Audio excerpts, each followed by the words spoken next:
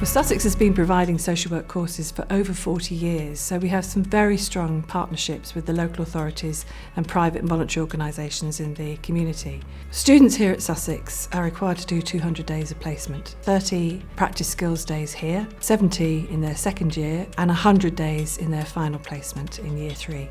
When I chose my course, the placement element was very important to me because the placement affects your job opportunities when you finish the course. I've got varied experience from working with different agencies and being able to work with different people.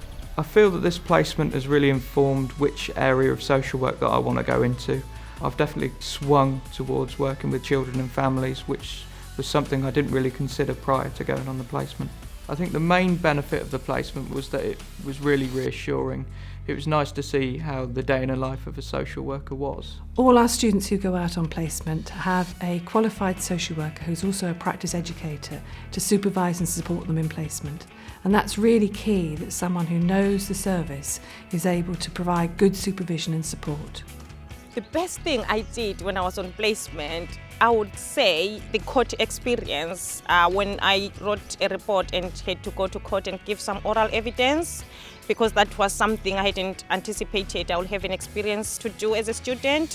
What I found most challenging in my placement was working with families who did not necessarily want me there, but with support and learning gained from university around partnership working with families, I managed to overcome those challenges. Sussex University students are great.